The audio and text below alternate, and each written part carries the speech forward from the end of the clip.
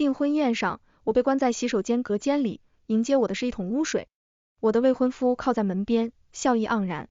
沈大小姐，这辈子没尝过脏水淋头的滋味吧？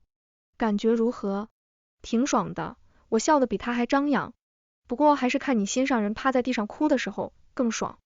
我未婚夫的心上人是我同父异母的妹妹。从沈月涵被接到家里的第一天，我就知道我讨厌她。我时常感叹沈家血脉的强大。如果说我是名坏，那沈月涵就是暗箭。总而言之，没一个好东西。她前脚给我下药，后脚我就能揪着她的头发往墙上撞。从10岁斗到20岁，我始终占据上风。原因无他，我妈妈是沈家明媒正娶的首富千金，她唯一的女儿，我是沈家公认的接班人。至于沈月涵，不过区区一个情妇生下的野种罢了。你对她做了什么？果不其然，周柯的笑意退了下去。我看着眼前难得动怒的人，只觉得荒唐的可笑。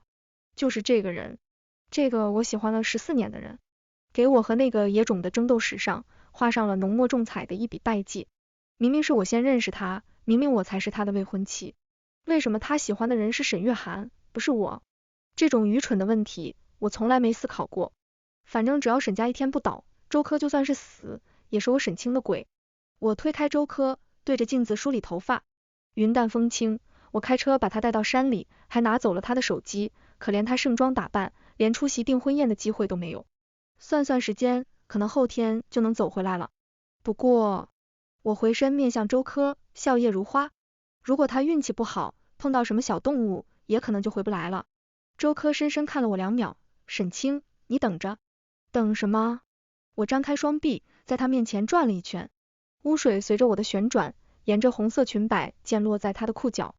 等着不痛不痒的一桶脏水吗？周柯，比起我和沈月涵玩的那些，你的报复实在太小儿科了。他没有理我，头也不回的走了。走得很急，连洗手间外面的门都没有带上，任由我一身狼狈的暴露在宾客的视线中。我冷得直抖，但还是挺直脊背，昂着头往外走。污水滴了一路，遇上多看2眼的，我都会礼貌的笑着问候。再看就把你的眼睛挖出来哦。沈周两家的世纪订婚宴，主角双双离场，再配合我独一无二的落汤鸡造型，应该可以成为 A 城重量级的笑柄。但我没有丝毫担心。我清楚，沈之言是不会允许沈家的名誉受到一丝损害的。我那个靠着娶了首富千金发家致富的父亲，一向把脸面看得比命还重。于是，本该是闹剧的订婚宴不仅成了美谈，更是连一张照片都没有留出来。至于沈月涵，她被周柯在郊外找到，救了回来。送回家时人已经陷入了高烧昏迷，可怜的不行。沈之言对于我和沈月涵的明争暗斗，始终睁一只眼闭一只眼。用句他的话来说，如果连这点过家家一样的伎俩都防不住，到了吃人的商斗场上只会尸骨无存。反正对我们敬爱的父亲而言，只要不玩出人命，什么都好说。最终对于我的恶劣行径，沈之言只是敷衍的罚了我禁足3天。我迎上沈月涵他妈想要把我千刀万剐的目光，笑声连别墅外的保安都能听到。被禁足的这3天，旁边沈月涵的房间人来人往，好不热闹。沈月涵比我会装，在学校的人缘自然比我好。我不屑于去和这些人打好关系，反正就算他们对我有天大的意见，见了我还是得大气也不敢出的退到一边。说起来也挺难为这些来看沈月涵的同学，因为我的存在，看病都像是一场大冒险。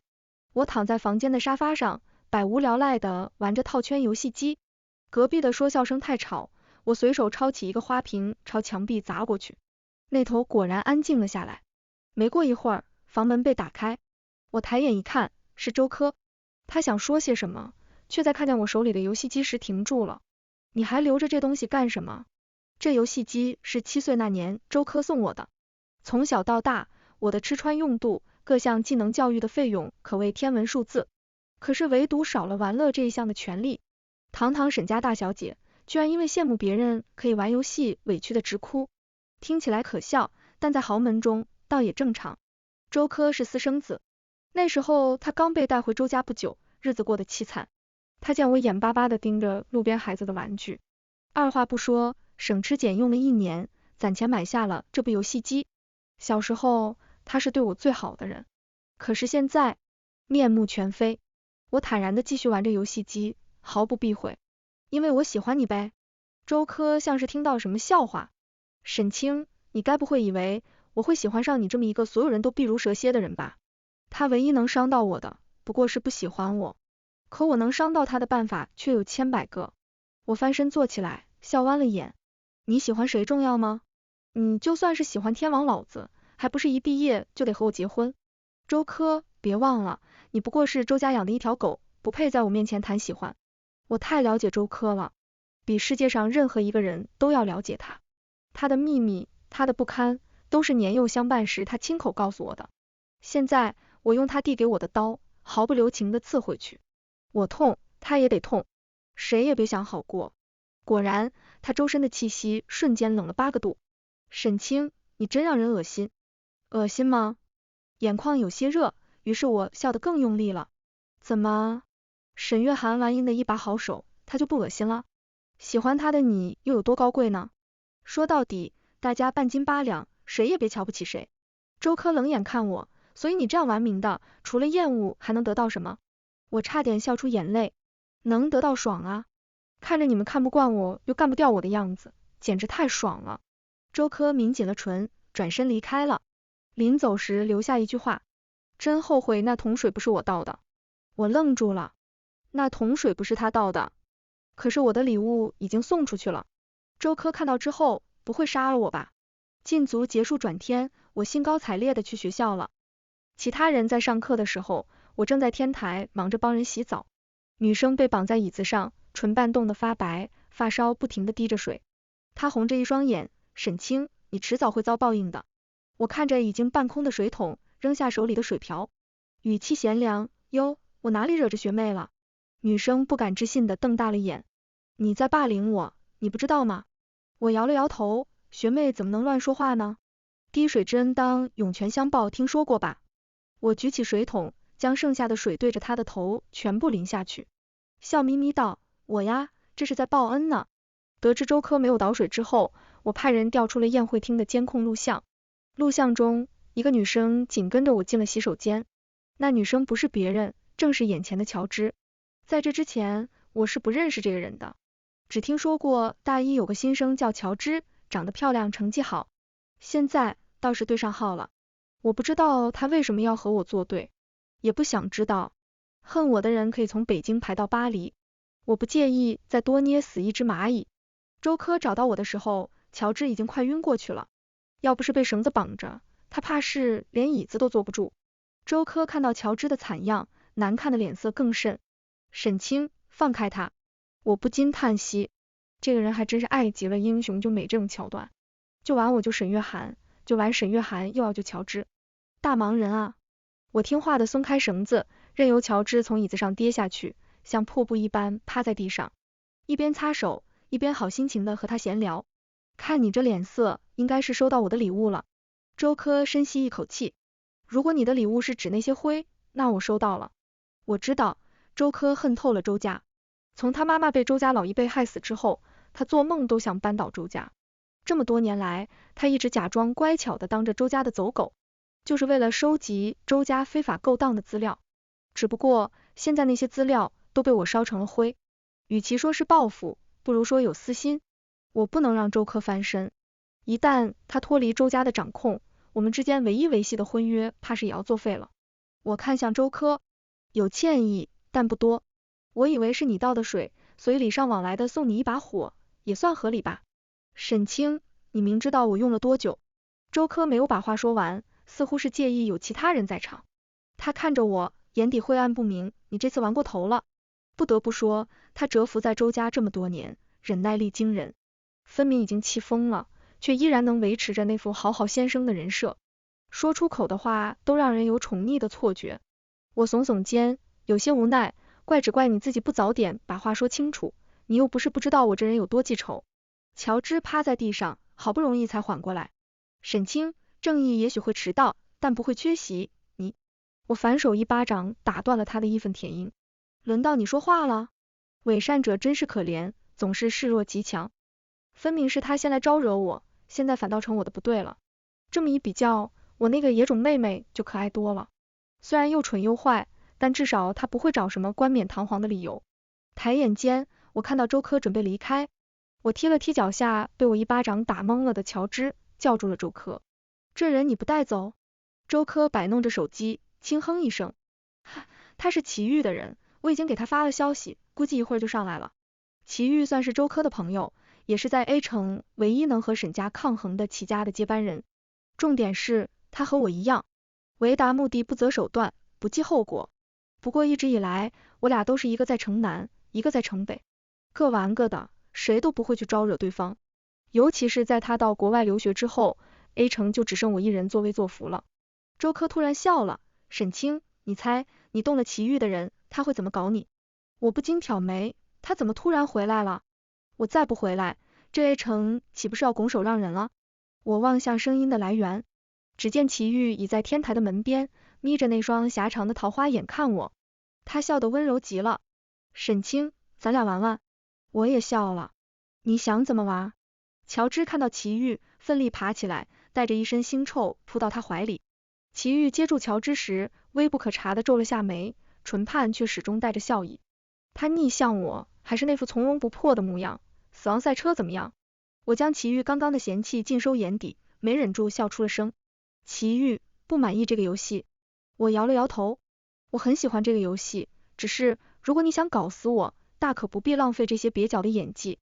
我瞥向祁煜怀中的乔治，愚蠢的女人，恐怕还不知道自己只是祁煜师出有名的一颗棋子。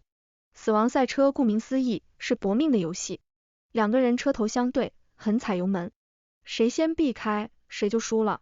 祁煜没那么喜欢乔治，犯不着为了这种事和我拼命。唯一的原因只有城中那块最近在竞标地地，沈家是祁家最大的竞争对手。我的车现在就停在下面，祁煜多的是机会动手脚。如果沈家的继承人遭遇不测，股价下跌，祁家自然可以轻松中标。祁煜听完我的话，心领神会的轻笑。所以，你敢来吗？奉陪到底。我和祁煜将游戏地点定在一条正在施工的沿海公路上。周科还有事要忙，临行前低声和祁煜说了些什么。祁煜让人把乔治带去医院。乔治虽然心有不甘，但还是乖乖走了。临走时还狠狠地瞪了我一眼。我笑了笑。乔治最好祈祷我今天死在祁煜手里，不然我一定会让他生不如死。出发前，我让手下的人检查了一遍车子。祁煜看出我的顾虑，笑意不明。不放心的话，我不介意相车载美女。万一发生意外，死时有人作伴也算幸事。你的尸体还不够格躺在我旁边。我嘲讽的笑，反身上车，发动引擎。透过后视镜，我看到祁煜脱下身上的外套，随手扔进垃圾桶。一想到乔治得知真相时的痛苦，我高兴极了，脚下的油门踩得更欢。祁煜也上了车，跟在我后面加速，没一会儿就超过了我。我握紧方向盘，又从侧面超过他。就这样，我俩不分上下，一路飙到了约定地点。祁煜从车上下来，斜似的眉眼染上几丝快意。既然是游戏，总要有个赌注。女士优先，先说你的吧。我走到祁煜面前，抬手，指尖沿着车身的线条滑动，笑道，你的车不错。祁煜盯着我的手指，眼底暗了几分。你要这个？我轻哼一声作为回答，指尖从车身滑到祁煜的胸前。你呢？想要城中那块地？本来是这么想的。祁煜含笑看着我从他胸前的口袋勾出炸弹遥控器。不过我现在改主意了，我想要你。胃口不小，我收下遥控器，轻笑着拍了拍祁煜的脸，赢了我再说。祁煜，我好像必输无疑了，毕竟我可舍不得你死。我微挑眉梢，回身上了车。疯子之间有种心电感应，只一眼就能感到黑暗灵魂的共鸣。我也舍不得祁煜死，难得找到这样好玩的玩具，可不能轻易玩坏了。我抬眼看向路那头的祁煜，他坐在车里，单手撑在车窗边，支着头，用口型无声数着3、2、1。游戏开始的瞬间，伴随着提示音，车载显示屏跳出几个字：陆林精神病院。我一边接通电话，一边踩下油门。忙着呢。那头打断了我的话，顾女士自杀了。我的大脑一片空白，回过神的时候，祁煜的车已经到了眼前。我抿紧唇，挂了倒档，调转车头，结束游戏。一路上我没有松开过油门，好像闯了很多红灯，但我不在乎。又或者说，哪怕撞死1万个人，我也想赶在那个女人死之前去看她一眼。然而当我赶到绿林的时候，只看到一袭白布。沈小姐，很抱歉。急救医生满脸歉意。我置若罔闻地绕开医生，走到床前，掀开白布。那是一张和我极其相似的脸，本该是明艳貌美不可方物的，却苍老灰败的宛如垂木。明知道他不想活，为什么不看好他？我的声音干涩嘶哑。我们每天都有检查房间内的物品，只是他把安眠药藏在独角兽娃娃里，那只娃娃。一旁的护理人员低声解释，话说到一半没了声音，原因大家都心知肚明，他不许任何人碰那只娃娃，包括我这个娃娃原本的主人。如果有谁想从他手中拿走娃娃，他就会发了狂一般乱撞嘶吼。我不分享，不分享。身后的医护人员不知何时退出了房间，临走前还贴心地关紧了门。我抬手抚摸女人的脸，僵硬冰冷。我轻声呢喃，妈妈，你是在惩罚我吗？顾云如是个好母亲，但仅针对于普通人而言。对于从小就要在名利场厮杀的我来说，她的那套爱的教育只会让我一败涂地。那个独角兽娃娃是她送给我的。幼儿园时，李家小女儿想要我的娃娃，我直接打断了她的鼻梁。回家后，顾云如教育我，青青，美好的事物人人都喜欢，你要学会分享。我似懂非懂地点点头。后来，顾云如得知沈之言在外面有了别的女人，甚至有一个和我差不多大的孩子。她不再看我，每天躺在床上，又哭又笑，口中哼着不成调的曲子。那曲子是曾经沈之言经常弹给她听的。终于有一天，我推门进去，顶着那张稚嫩的脸，笑道：妈妈，爸爸也有很多人喜欢，你要学会分享。我至今仍记得他的眼神，从迷茫到绝望，最后是疯狂。看吧，根本没人愿意分享自己是若珍宝的东西。我平静地收拾起顾云如的遗物，她房间的衣柜里挂满了昂贵的漂亮裙子，全都是外公派人送过来的。我只觉得可笑，一个心都空了的人，就算每天吃着用金子做成的饭，还是一贫如洗。收拾好一切，我的目光移到床头那个破旧肮脏的独角兽娃娃，要是一片一片，一年一年从小孔里藏进去的，可是要想取出来，只能将娃娃开膛破肚。烂了的东西，不要也罢。我只是把你教给我的道理，还给你。我没有错，没有人可以惩罚我。我抓起独角兽娃娃，从窗口的铁栅栏之间扔了出去。我直接开车回了沈宅。进门时，沈之言正坐在沙发上看公司资料。我提着那个装满了顾云如衣物的箱子，走到他面前。沈之言抬眼扫过我，又看向资料，回来了。你闯红灯的违规记录都被拍下来了。顾云如自杀了。沈之言头也没抬，足足有20几条。你知道一旦曝光，股价会跌多少吗？我说，我妈妈死了。沈之言又翻了一页资料，我已经派人抹掉记录了，下次做事手脚干净点。曾经有人说我是个没有感情的魔鬼，然而此刻，我清清楚楚地感受到，我的心被一寸一寸割裂、撕碎，某根绷了很久的弦突然断裂开来。我打开箱子，朝沈之言扔了过去。五彩缤纷的裙子在空中纷扬散开，有几条落在沈之言工整的铁灰色西装上，滑稽可笑，像这个家一样。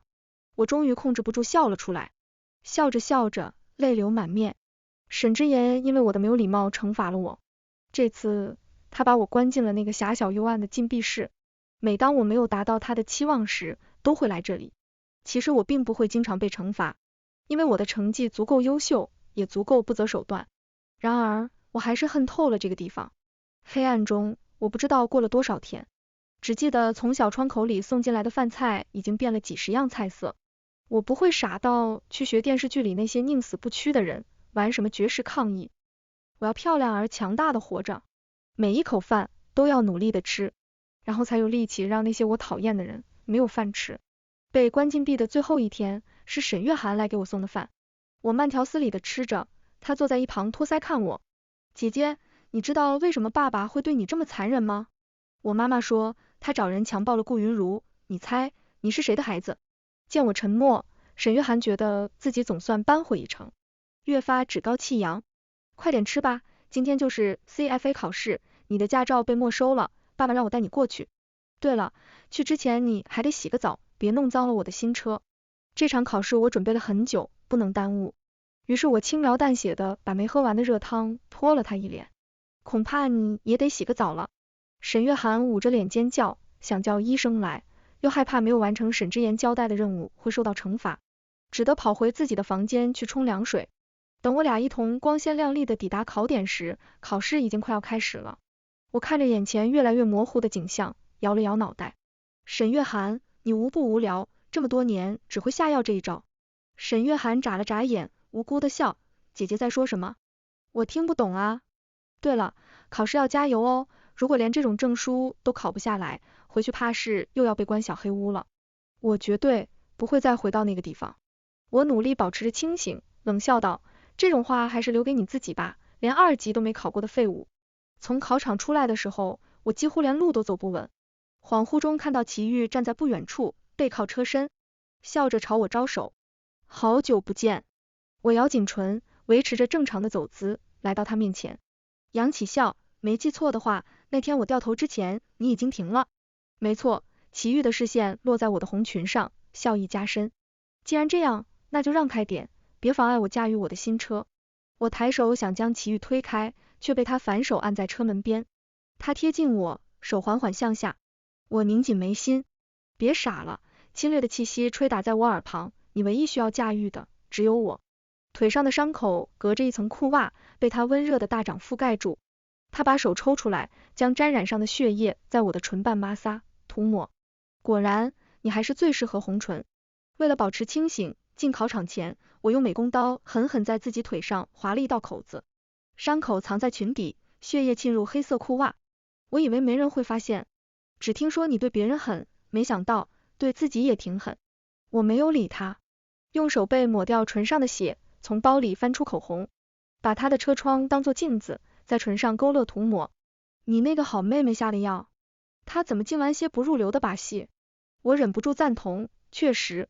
见我有了回应，齐豫俊极的眉眼染上笑意。我去划划她的脸，如何？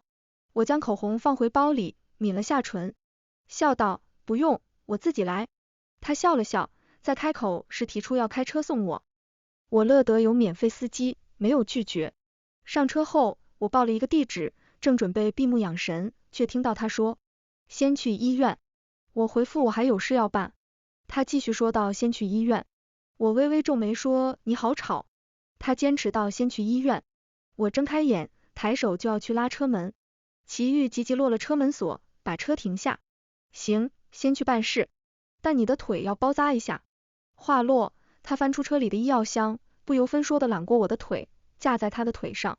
我不由得跟着他的动作扭转身子，面向他。我感受到他的指尖在我腿上游走，传来一阵酥痒，不禁拧眉，齐豫，你逾矩了。他加重手下的力道。我吃痛，垂向他的肩头，放开。他没有松手，声音阴恻恻的，一想到这么漂亮的腿会留下疤，我就想杀了你妹妹。这是我的腿，你愤慨个什么劲？我不是说了吗？我想要你。我把腿收了回来，不在意的笑。本想提醒他打赌输了，念头一转，开口道，如果你能通过我的考核，我倒是可以考虑一下。我最近要对付的人有点多，分身乏术。齐豫笑了，你想让我去搞乔治？我也笑了。不得不承认，齐豫对极了我的胃口。办完事，齐豫把我送回了家。我抄起水果刀开始找人，却发现沈月涵和他妈妈都不见了。问了仆人才得知，沈之言出国谈生意，沈月涵吵着要一起去玩。于是，一家人和和美美的走了。沈月涵以为知道了我不是沈之言亲生，就可以随便拿捏我，结果下了药又害怕我报复，守着避风港逃了。可是他躲得过初一，躲得过15吗？我放下刀，无声的笑。更何况，他死也不会想到，那个他自以为的真相，不是真相，反而是送给我的一份大礼。送饭时，他嘲讽我不懂沈之言，以为我的沉默是认输，却不知道我是用了多大的力气，才忍下笑意。我可能是不懂沈之言，但我太懂顾云如了。如果我不是沈之言的骨肉，根本就没有命来到这个世界。不知道沈之言知道这一切之后，会是怎样的光景。不过，要想彻底击垮沈之言，还需要很关键的一环。这些年来，沈之言之所以能在 A 城呼风唤雨，少不了顾家的扶持。我驱车来到顾家，面对着顾老爷子，笑意盈盈，外公，你母亲的葬礼都没来，怎么现在来了？顾老爷子轻抿杯中热茶，并不十分热络，也不怪他不喜欢我，我自小与他接触不多不说，更是逼疯他女儿的最后一根稻草。如今顾云如死在了精神病院，他不让我陪葬都算好的。然而我依然带着那副笑脸，我被爸爸关起来了，这不一被放出来就赶着来看您了。哼，别以为我不知道你打的什么算盘，你们家的烂糟事我懒得管。我乖巧的为老爷子添茶，轻声道，妈妈死的这样不光彩，如今尸骨未寒，父亲就带着情妇和他的女儿去国外度假了，您真的咽得下这口气？老爷子笑了，只是笑意未达眼底。小青，我知道沈之言出国是为了谈生意，你不用在这添油加醋。我是云如的父亲不错，但也是个商人，如今已经赔了一个女儿，不能再赔了生意，以沈家目前的实力。我听得不耐烦了，打断了老人家的生意经。如果我说我可以顶替父亲的位子呢？这些年来，除了学习和玩弄沈月涵，我的时间几乎全用在了帮忙打理公司事务和参加宴会上，这一切都是为了有朝一日可以接管公司。只不过现在，我想把这件事提早一些。老爷子怔了半晌，叹了口气，你一点不像云如，你聪明，狠辣，野心大。如果云如能像你一样，或许也不会死。只是我已经半只脚迈进棺材了，何必陪你去冒这个险？我拿起刚刚倒好的茶，一饮而尽。这个险，只怕老爷子您是冒也得冒，不冒也得冒了。几天后，沈之言带着沈月涵母女回家时，我已经在客厅等候多时。沈之言像是什么都没发生过一样。CFA 成绩我已经查到了，还有进步空间，我会继续努力的。我笑了笑，将亲子鉴定书递了过去。这里有份文件您看看。考试结束后，我拿着沈之言的头发，去了他最信任的医生那里。那个医生和沈月涵他妈暗通款曲，早在我出生那年，就做出了一份假的亲子鉴定。我用上了那把划破我大腿的美工刀，要求医生再做一遍。这次要真实的。沈之言看着文件，抖着手拨通了医生的电话。医生那边我早就派人守着了，他不敢说谎，只得将实情一五一十的说了出来。我挑眉看着沈之言的脸逐渐失去血色，好心提醒，如果还不相信的话， A 城有那么多家医院，随便你再去测。沈之言的声音都在颤抖，所以你是我的孩子，小茹没有背叛我。他不仅没有背叛你，甚至你以为的情人，也是这个毒妇找来去强暴他的。我看着沈之言悲痛欲绝的眼，咄咄逼人。你们一个不敢说，一个不敢问，还真是天造地设的一对。只手遮天的沈总，被蒙在鼓里20年，真是让人笑掉大牙啊。后悔吗？晚了。顾云如已经死了，你的忏悔留到地狱里去说吧。今天站在这里的每一个人都是杀人犯，当然也包括我自己。沈之言抖着手想要来拉我，被我甩开。对了，还有个礼物要送给你。我把那份董事会由顾老爷子领头的罢免书扔给沈之言。现在沈氏财团的负责人是我了。我亲爱的父亲，感谢你多年孜孜不倦的教导，你的女儿如今是不是足够优秀，足够符合你的期待了呢？沈之言没了声音，双目失神的不知在看着什么，仿如瞬息间苍老。我没有再去管沈之言，反手抓过已经呆住的沈月涵，我把他按在地上，掏出水果刀，朝着他的脸缓慢又深刻的划了下去。这个是还你考试前给我下药的。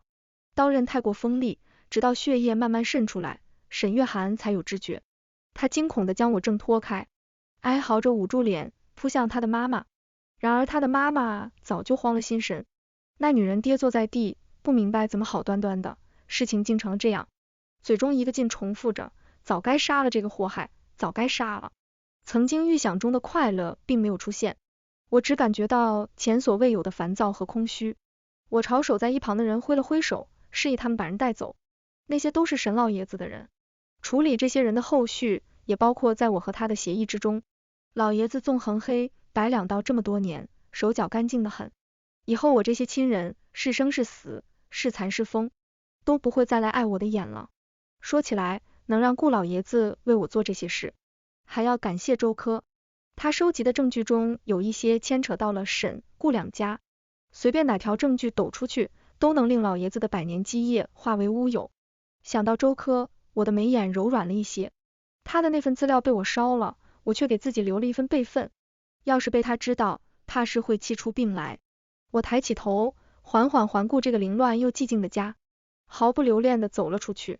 现在只差最后一步了，这最后一步实在不太好走。夜色渐浓，我开着车，漫无目的地在街头缓慢行驶，后面的车不停地按着喇叭。我掏出放在车上的手枪，停车，下车，走到那人的车边。他按下车窗，正想破口大骂，我抬手将枪顶在他的额头，没有一丝犹豫。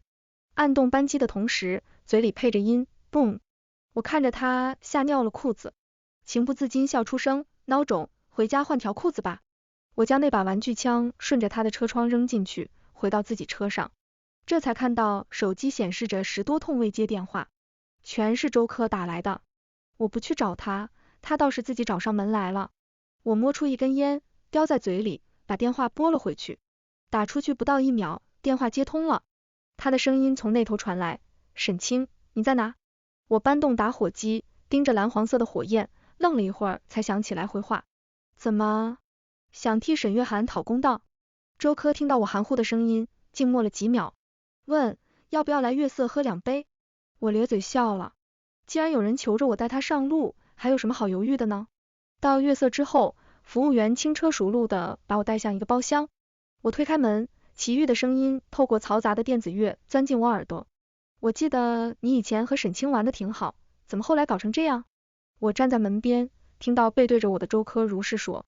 小时候看他妈妈是个疯的，觉得可怜，后来发现他也是个疯的，只是现在你也听说了，他家。齐豫的唇畔闪过一丝笑意。如果说刚才我的心情是迷惘，那么现在就是极致的愤怒。我踹开门，冲了进去，随手抄起一瓶红酒朝桌边一砸，俯下身，将锋利的碎处对准周科的脖子。周科，我警告你，你可以恨我，爱我，但我绝不允许你可怜我。周科在我将尖刺扎入他脖颈之前握住了我的手腕，他拉着我的手，将碎瓶子挪远了一些。他凝视着我，恍惚之间，我仿佛看到了曾经那个攒钱给我买游戏机的小男孩。沈清，你冷静点，我知道你现在不好受，你等我，等我搞垮了周家，我带你走。那沈月涵呢？你不爱他了吗？回应我的是沉默。一瞬间，我全都明白了。我看着眼前周科清润的眉眼，从未想到有一天会觉得这张脸如此陌生。原来他从没有爱上过任何人，他只是喜欢游走在感情关系中，利用他虚伪的好，看着我们斗得头破血流。这一切都是为了满足他可怜的自卑心理，也是我早该想到的。黑暗中开出的花，怎么会真的结白呢？可是他不该来玷污我心里最后的那片净土。我像失了力气，手中的瓶子落地，应声而碎。我听到一个声音从我口中传出，周科，想去兜兜风吗？一旁的齐豫倚着沙发靠背，看了半天戏，听到这话，突然开口了，你今天开的是被我动过手脚的那辆车吧？我冷眼逆向齐豫，有时候太对胃口也不是什么好事。他漫不经心的抿了口酒，看向周科，我建议你别去，他的车被我装了炸弹，现在遥控器在他手上。周科凝视着我，似乎想从我眼中辨认齐豫的话是真是假。我没有回答他眼中的问题，只是继续问着，我再问你一遍，想去兜兜风吗？周科没有说去，也没有说不去，只是凝眸看着我，像是在寻找什么东西。一股躁意涌上心头，还有什么好找的呢？当年的我和他早就不见了。我起身正准备离开，齐豫挡在我面前，双眼含笑，真薄情啊，这还有一个人呢，怎么就不问问我？我冷笑，绕开他往前走。我才不会相信齐豫那些逢场作戏，不过是把彼此当作好玩的玩具，何必惺惺作态？齐豫又跟了上来，话语间竟多了一丝祈求的意味。沈清，你问问我。我不耐烦地瞟了他一眼，所以你敢来吗？真是浪费时间。他这么一个利益至上、狠戾精明的人，怎么可能奉陪到底？他笑着回答，没有丝毫犹豫。我的心跳停跳了1秒，这句话是当初我回答他的。我驾车疾驰在沿海公路上，透过后视镜，我看到周科的车紧咬在后面，车载显示屏不停地弹着他的来电显示，我和齐豫都没有去管。坐在副驾的齐豫笑意盈盈，怎么样，知道周柯以前对你好只是因为可怜你，你还喜欢他吗？我冷哼一声，别以为我不知道那些话是你故意引他说的。早不问，晚不问，偏偏在我推门的时候问，真是打的一手好算盘。齐豫丝毫没有被拆穿的尴尬，那又如何？他本来就不值得你喜欢。那谁值得？齐豫突然贴近我耳边，手轻抚着我的脊背。自然是我了。低哑的话语声宛如罂粟。我们是同一类人，一样坏，一样疯，一样勇敢。我感到某种不可抗力在心底暗涌。齐豫还在不停地说他是怎样玩弄乔治的感情，说他给乔治喂了药，扔进了声色场所，说乔治好像被玩残了，现在连生活都无法自理。我静静听着，没有丝毫同情，话语间满是嘲讽。如果他不是不自量力的和我作对，也不会落得这种下场。齐豫认同的点点头。忘了告诉你，订婚宴上那桶水是我让他去泼的。我突然笑了出来。所以你一开始真的只是想要城中那块地？是啊，可惜你安排的狗仔被沈之言做掉了。齐豫轻蔑的笑，一个废物，不死在你爸爸手里也会死在我手里。他突然贴近我，像是分享什么秘密一般，温热的气息吹洒在耳畔。不过我爱上你要比你想象中早一些，你知道吗？你说那句再看就把你的眼睛挖出来的时候，漂亮极了。一种莫名的快意在我胸膛回荡，我几乎想要笑出声来。本来还觉得拉你一起死委屈了你，现在看来你也算死得其所。齐豫垂眼摆弄着手中的遥控器。所以我通过考核了吗？现在我的尸体够不够格躺在你身边？我反手摸了摸空空如也的口袋。什么时候拿走的？差不多是说到同一类人的时候。齐豫还想说些什么，却被来电的提示音扰得不厌其烦。他接通了电话，周柯略显急切的声音从那头传来，沈清，你别做傻事。我轻声笑着，周柯，我发过誓，要让所有害死我妈妈的人付出代价，而那些人中也包括我。我切断电话，也切断了我与周柯之间连真心都充斥着谎言的虚妄。曾经我以为他是唯一真心对我好的人，后来我才明白，唯一真心对我好的人，已经死在了那个连窗口的铁栅栏都要包裹着棉层的囚牢里。我好想他。静谧的车厢内，我听到齐豫问，准备好了吗？我看向天边泛起的鱼肚白，如同黑夜中随时会消失的光，浑浊却透亮。我笑着点点头，伴随着他按下按钮的动作，我们异口同声说出那句蹦。整个世界绚丽如转瞬即逝的烟花，如同这场盛大演出的落幕，也或许是新故事的序章。谁又说得清呢？世间本浑浊，爱与罪同歌。番外，小女孩抱着怀里的娃娃，眨巴着一双大眼，问，然后呢？然后啊，然后当然是坏蛋全部死光光了。她摇了摇头，不解道，谁规定坏蛋就一定要死呢？到底什么是好蛋？什么是坏蛋呢？我被问得手足无措，胡乱答道，遵纪守法，勤劳善良，诚恳待人的就是好蛋。可是大家最后都要死，是不是所有人都是坏蛋呀？我按住他毛茸茸的脑袋，塞进被窝。小孩子哪来这么多问题？快睡觉。毛茸茸又钻了出来。妈妈，我不想他们死，那颗炸弹就不能也是玩具的吗？昏黄的灯光中，我看向床头摆放着的独角兽娃娃，它经历过风吹雨淋，肮脏破烂，肚子上还布满了密密麻麻的缝针线。可是没人知道，那里面的棉花是黑是白，是什么形状。我笑了笑，轻点着女孩额头。齐清玉，你再不乖乖睡觉，我就去把爸爸喊来喽。